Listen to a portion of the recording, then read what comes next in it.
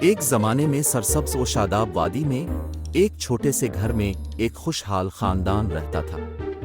خاندان پاپا بیئر، ماما بیئر اور ان کے 2 چھوٹے بچوں للی اور بینیجی پر مشتمل تھا۔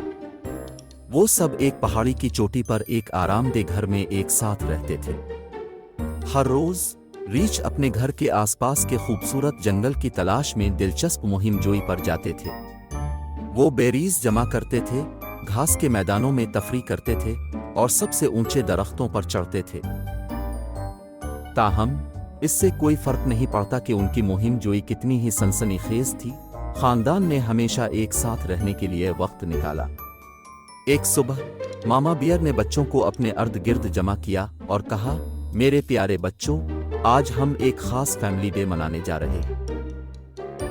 للی اور بینیجی نے ایک دوسرے کو پرجوش انداز میں دیکھا، ان کی چھوٹی چھوٹی آنکھیں امید سے چمک رہی تھیں۔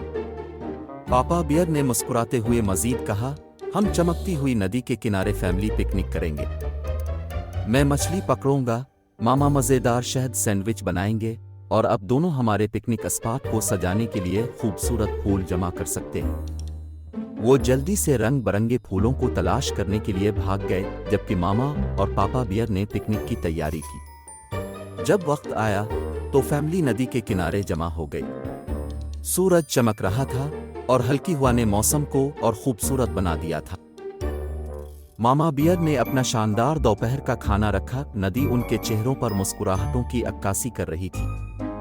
جب وہ کھانے کے لیے بیٹھے تو للی نے اپنے والدین کی طرف دیکھا اور کہا، میں اپنے خاندان سے بہت محبت کرتی ہوں اور میں ایک ساتھ ہونے والے تمام مزے کے لیے بہت شکر گزار ہوں۔